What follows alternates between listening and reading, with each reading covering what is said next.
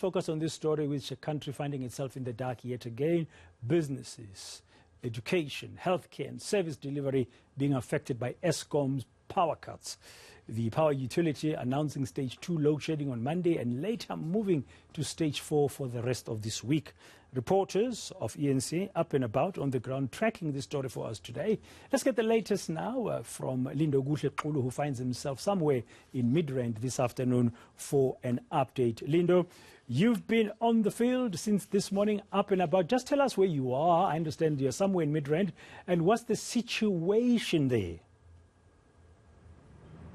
Well, Praten, yes, we've been out and about, just crisscrossing Gauteng, just moving around and getting a sense of the impact of the stage 4 load shedding from different sectors, including those that are from government. Yesterday we were speaking to businesses, we were looking at the roads. In fact, we were at one of the intersections that is currently affected by load shedding as we set up for our live crossing. I think my colleague Leah Posilele will just show you the environment here, but just to recall what we've been able to get. In the morning we did speak to SADU, the teachers union, just speaking about how they are affected by this, and they are saying that load shedding has been a hindrance in terms of continuing with those fourth industrial revolution inroads when it comes to equipping schools with ICT and ensuring that that equipment is being used.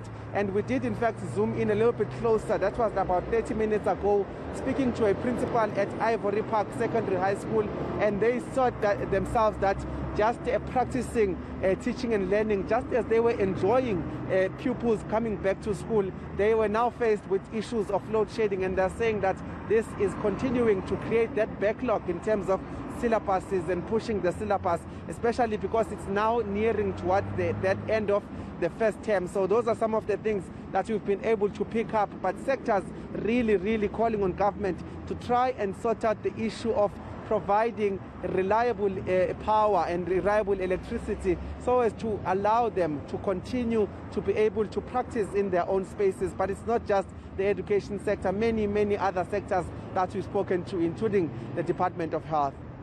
Yeah, and I understand you also spoke to the trade union SADU and how they are experiencing the impact of these blackouts on teaching and learning. Just tell us about that.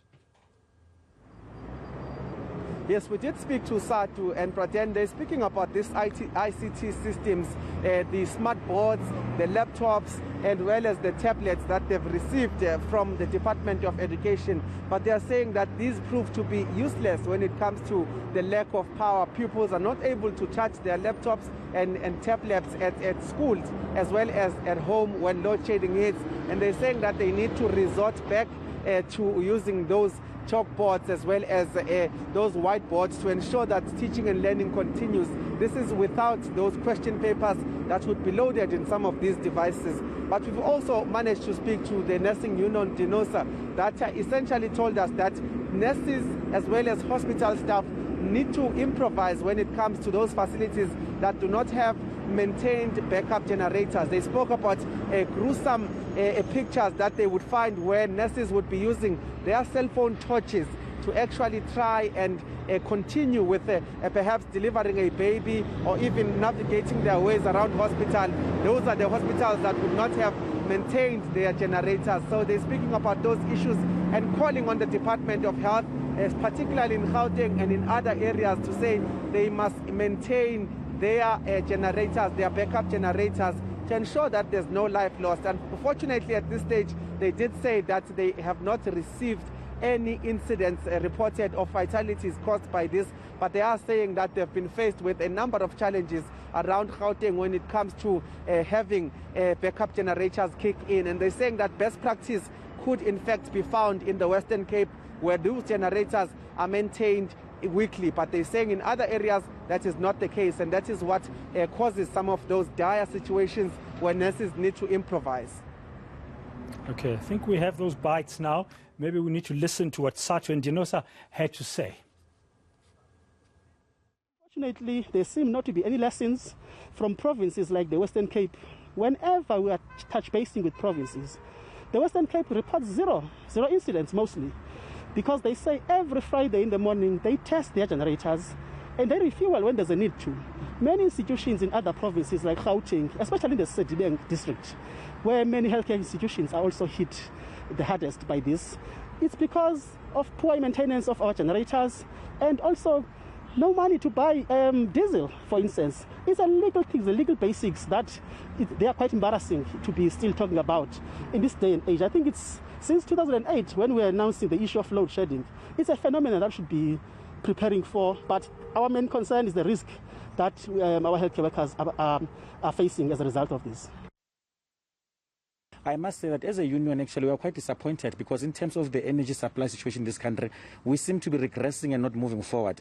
We move from stage 2. In fact, we are graduating to higher stages when we believe that actually we should be doing better. Now, our view, our very, very strong view is that we are severely affected. In fact, we are adversely affected also as educators within the classroom context. You remember, Lindokuhle, that teaching and learning does not only happen in the classroom, it also happens at home. So therefore, there are tasks and activities that some of our learners need also to conduct, but then they are not able to do those without electricity. During the day, not all classes can actually receive natural light, which means it brings another challenge. But then you still have got schools that rely on water pumps, which are relying on electricity for them to be able to function. So you can see that we've got that part of those serious challenges. But then again, obviously, there are security concerns. We've got vandalism. We know that in this country, basically, we still view education perhaps sometimes as a bargaining chip for other issues, for instance. So we are saying as a union that maybe what needs to happen is that we need to start coming up with a very clear green energy strategy, which means that how then do we assist schools to get alternative sources of energy so that at least teaching and learning can continue. That's Mr. Xolani Fagute there of SATU. And just a little bit earlier, you heard from Sibongiseni Delihlazo of Dinoza. Those two bites ending that report, that update from Lindokuhle Xulu, and who's been up and about finding out how different sectors of our country are being affected or impacted by the ongoing blackouts of Eskom.